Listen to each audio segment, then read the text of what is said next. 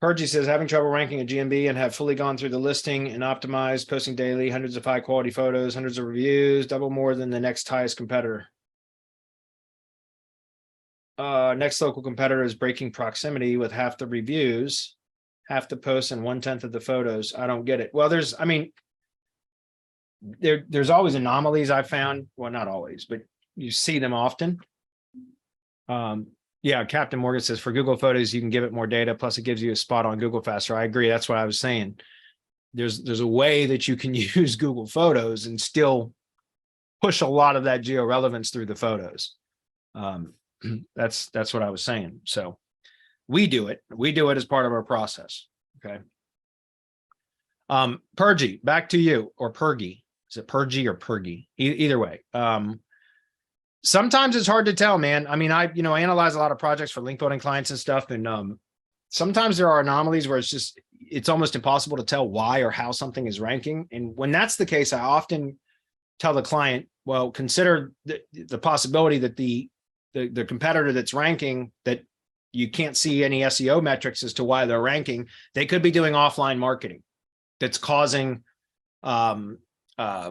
real click-through rate manipulation. Like, we call it manipulation because we're spoofing traffic signals. But when you get real traffic coming to Google to search for a brand and then click through either the maps listing or the organic listing or both, that is huge. So, right. And so how do you do? Well, if a company is doing a lot of offline marketing, direct mail, newspaper inserts, bandit signs, those are those signs you see on the side of the road or on telephone poles, flyer, like a lot of tree service companies that I know, because I've been working in the tree service industry for 10 years now, or more than that. Anyways, a lot of tree service companies do, like they'll put flyers, or they'll hang door hangers, they call them, that are, basically trying to drum up tree work, or they'll do flyers on the side of mailboxes in between the flag and the mailbox. They'll go around neighborhoods, and when they're slow on work, they'll literally go pass out flyers or hang door hangers. Like I said, newspaper inserts, direct mail, bandit signs, all of those, radio spots, local cable TV commercials, all those kind of things can cause people in a local area to go to Google and search for the company name and then click through. And those sons of bitches will rank very quickly because Google knows those are real people that are in the same geographic area that are doing branded searches, searching clicks, right? Which is what we try to manipulate with spoofing tools, right? CT bots, I call it CT spam, click-through spam. So socially engineered click-through rate spam or click-through rate manipulation. It's not really spam, it's real people, right? That can cause a Google business profile to rank. I've seen it cause organic stuff to rank where it's unexplainable. I've seen it cause Google business stuff to rank.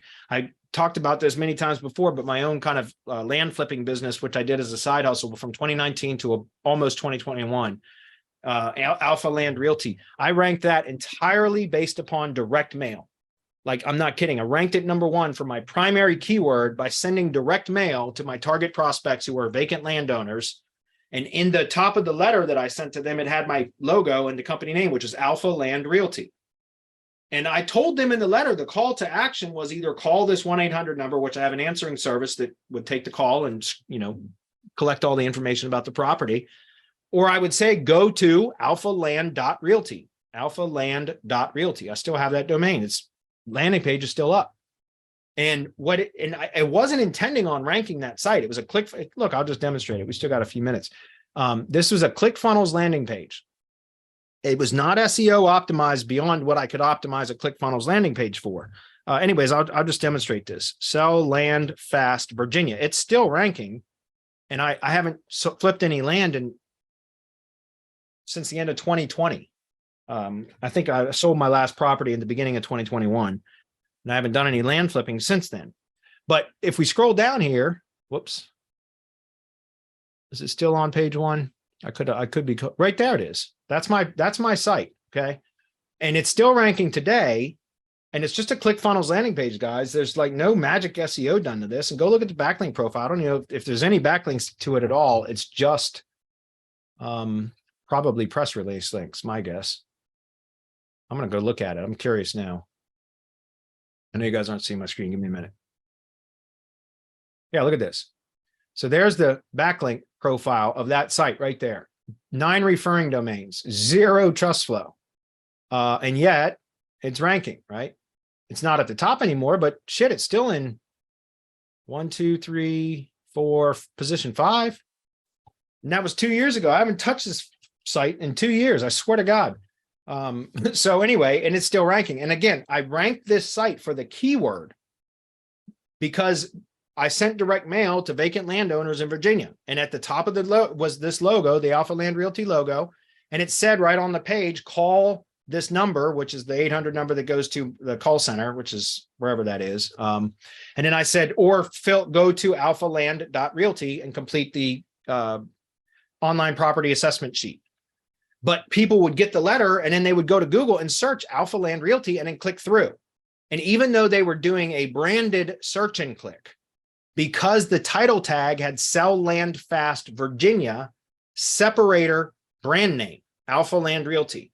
By doing the brand name search and clicks, it ranked for the primary keyword that was associated via the title tag. Do you understand? And so it was crazy because I did my first batch of letters. I did 1,000 letters. I did 250 a week for the first 4 weeks. And this was in April of 2019.